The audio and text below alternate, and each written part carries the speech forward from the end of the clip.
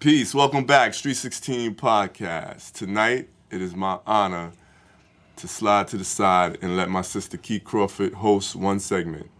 If she fails, write your letters to the street16.com inbox. I think she's going to do great. Key, the floor is yours. All right. Well, hello, everybody. You all know that tonight is going to be a very important subject. It's near and dear to my heart when it comes to all topics of mental health. Obviously, we cannot address all of them. We will address some of them. We've got an interesting bunch of gentlemen around me, and I would definitely like to focus on their beliefs on their mental health standings and what we possibly think about their mental health standings. The first thing we're going to do is talk about what you told me earlier with what you think you are versus what you think everybody else thinks you are on the sliding scale of 1 to 10. Right. So everybody can do that. So we'll start with you, Marco. Oh, Lord. Why are you starting with me?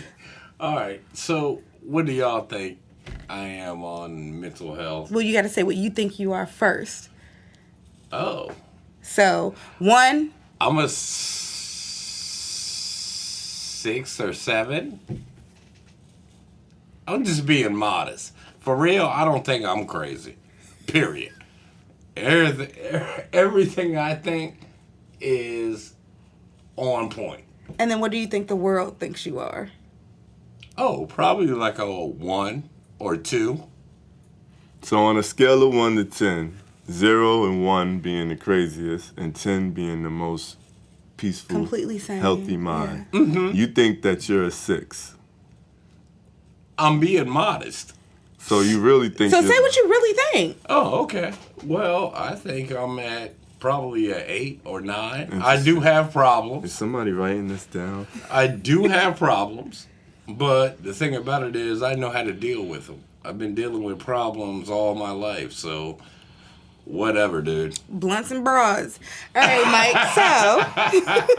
I'm not going last. No. The OG don't get to go last in your You know, we world? can do that. We can? Yeah. Okay. Jeff, what do you think you are? I say I'm a 7-8. And what do you think the world views you as? I would probably say 7-8, 9 even. Maybe I'm big up in myself, but I don't think that I come off as. I feel that I come across pretty grounded. Okay. Except when we asking you. Why are you scratching your head and adjusting? Right, do you see all the Because nervous we're on ticks? camera. Because we're on camera. I gotta make sure my looks right. Don't come for me, bro. All right, so we definitely gonna slide this to the OG.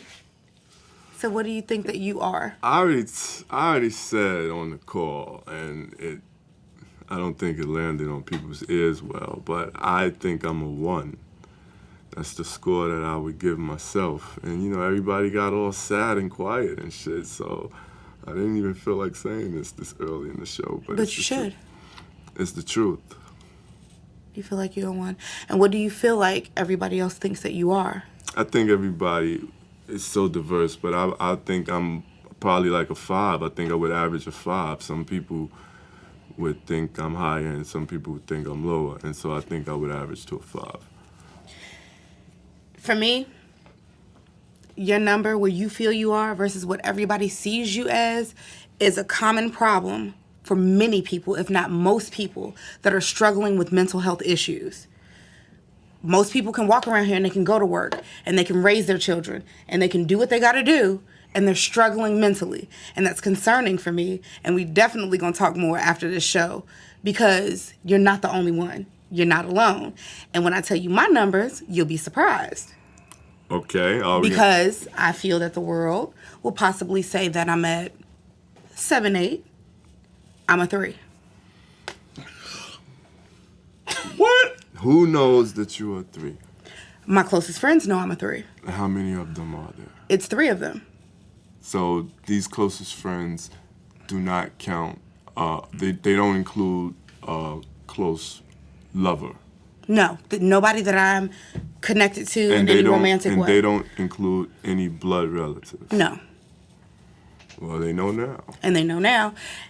And the thing is, people like me who are so driven, who have so many things that they have to do, it becomes overwhelming sometimes. Life is rough. We all know that. We can all attest to that. What I'm trying to do with being a doctor and going to school is stressful as hell.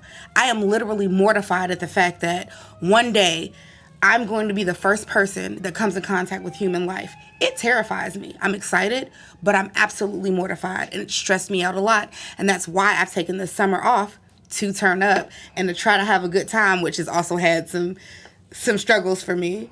But I understand you're feeling like a one. A lot of people understand you're feeling like a one. And I think a lot of people misunderstand my feeling like a one. Yep. Because I'm one of those. Because the problem is, most ones, we think about sitting in all black, in a room, getting piss-ass drunk by themselves or doing drugs by themselves, or, you know what I mean, literally, room trash, not eating food, losing weight, not socializing with other humans. Tissue You know what I mean? boxes of house shoes. Yeah. The robe on with no clothes, the overgrown beard, or the woman with the wild, messy hair. You know what I mean? Like, we think of all of those things, but we fail to realize that there are literally people who are walking around as 1s, 2s, 3s, and 4s that are functional, who go to work, who show up to PTA meetings, who sit amongst friends and laugh and joke and have a good time. Because what we fail to realize is depression isn't always those things. Being sad and unfulfilled are not always those things. That's a stereotype.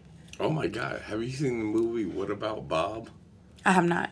Oh, because what you just described is What About Bob. It's with Bill Murray. You got to check that out. All of y'all check that out. I know it's on Netflix. But look, what you're talking about, that's What About Bob. It's a really good movie. The thing is, we've been missing the mark on functional depression. We talk about functional drug addicts and functional alcoholics. We don't talk about people who are functionally suicidal, who constantly have these thoughts, Oh, yeah. but really don't want to do it, because I can say that I've even went through those feelings where I've thought about it, don't want to do it, but it's definitely been me being a solution-based individual. When things got really rough, I felt like that was a solution to a situation. Did I attempt it? No, but I plotted it out. I've planned it. I've had letters written just in case. Okay, look, let me say this. Because one thing about suicide, you have to be a brave person. They say that they're cowards.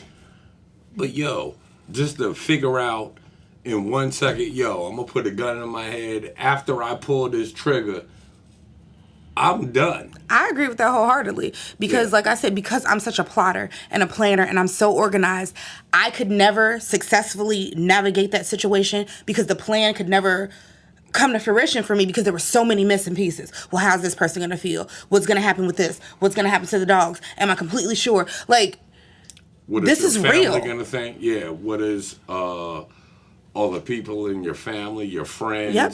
and then... And trying to clean up all the pieces, because I'm such an empath and I don't want anybody to hurt for a very long period of time. I don't want anybody to hurt around me at all. I could never come up with a plan that would keep everybody peaceful and happy, that would keep everybody okay, so that I could exit stage left. Yeah, Well, I because think the that, effect I that think you that- have, hold on, the effect that you'll have on you doing something to yourself like that, it's like a snowball rolling downhill. You see what I'm saying? You're affecting so many people's lives. You see what I'm saying? So are you thinking about those consequences also? That's the question. Mm-hmm. You see what I'm saying? Oh, I agree completely.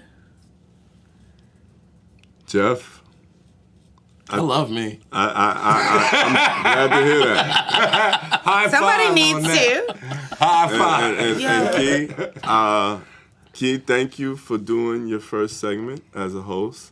I think you did really, really effective. She was great. She was I great. just Just so you know, Key is afraid of her own voice and afraid of her own star, and I'm not, and I try to pull it out of her.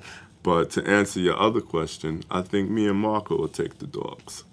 Yeah. No, I don't want you guys to come because y'all not gonna do what I need y'all to do. So when we- Hold on, But- you remember when I sent you a message, He right? did. Yeah. So he's been trying to prove to me that he's a little more animal friendly. Yeah. So every now and then believe. I'll get a random video of like a cute animal I video believe or that's true. Yeah. Yeah. I believe we both are misunderstood somewhat. But we'll come back and get more personal with this topic after this break. It's the Street 16 podcast. Pause. Peace. All right. So, well done, sister. Yeah. Give it up, guys.